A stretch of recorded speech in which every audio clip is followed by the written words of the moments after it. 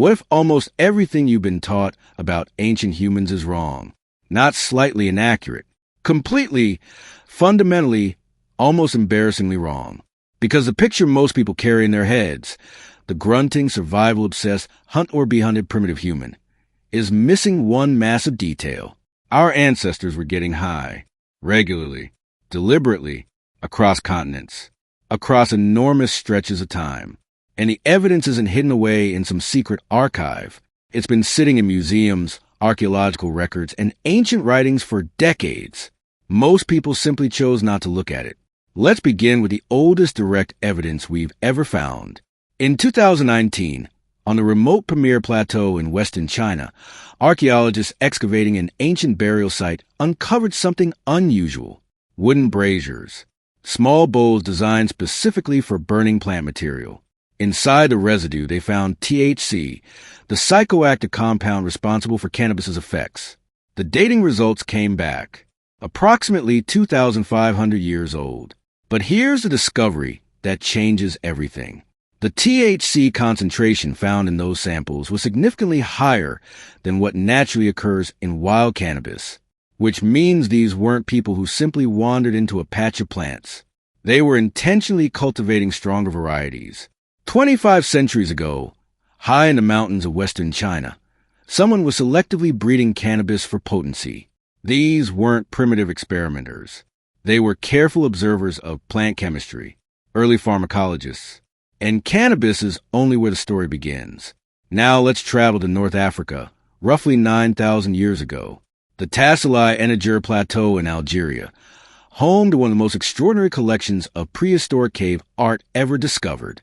Among thousands of paintings depicting animals, human figures, and hunting scenes, researchers noticed something that stopped them in their tracks. Mushrooms, painted with remarkable detail, growing from human bodies, held in human hands, render with the kind of attention ancient artists typically reserve for things of special importance. Ethnobotanist Giorgio Semirini spent years studying these images and reached a striking conclusion.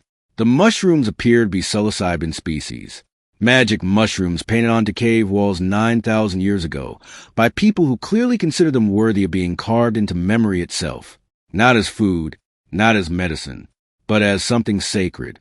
This is where the story takes an even stranger turn. In 1992, ethnobotanist Terence McKenna introduced an idea that would later become known as the stone ape hypothesis. The proposal was simple, but its implications were enormous. As early human ancestors followed migrating herds across the African savanna, they frequently encountered the droppings left behind by large grazing animals. And those droppings happen to be one of the natural environments where psilocybin mushrooms thrive. McKenna suggested that some of these early hominids consumed the mushrooms they found there, and according to the theory, the effects may have provided unexpected advantages: enhanced visual perception, improved pattern recognition, greater awareness of movement and detail in the environment, traits that could have helped identify predators, track animals, and navigate increasingly complex landscapes. The theory goes even further. Psychedelics interact with neural pathways in ways that can temporarily increase communication between different regions of the brain. McKenna argued that repeated exposure over vast stretches of evolutionary time may have contributed to the development of increasingly sophisticated cognition. In other words, psychedelic plants may not have simply accompanied human evolution. They may have helped shape it. The stone ape hypothesis remains controversial, but it asks a fascinating question. What if some of the plants growing naturally in the environment influenced the development of the minds that would eventually dominate the planet? Now let's move to ancient Greece, because this next piece of evidence changes the conversation entirely. For centuries, historians have studied a sacred tradition known as the Eleusinian Mysteries, the most important religious ceremony in ancient Greece, a ritual so revered that it continued for nearly 2,000 years.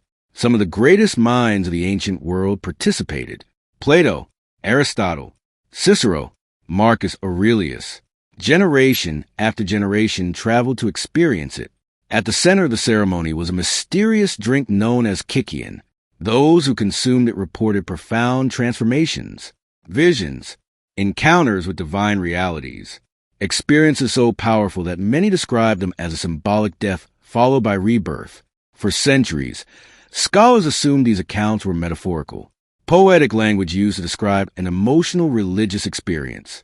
But recent discoveries have complicated that explanation.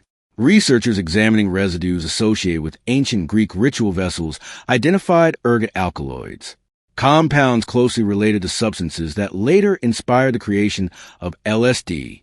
Evidence also pointed toward mixtures involving beer and cannabis. Suddenly, what was once dismissed as symbolism began to look much more literal. The most sacred ceremony of one of history's most influential civilizations may have involved a carefully prepared psychoactive drink. Think about that for a moment. Many of the thinkers who laid the foundations of Western philosophy participated in these rituals. The ideas that shaped centuries of intellectual history may have emerged from minds exploring radically altered states of consciousness. The birth of Western thought might be more mysterious than we've ever imagined,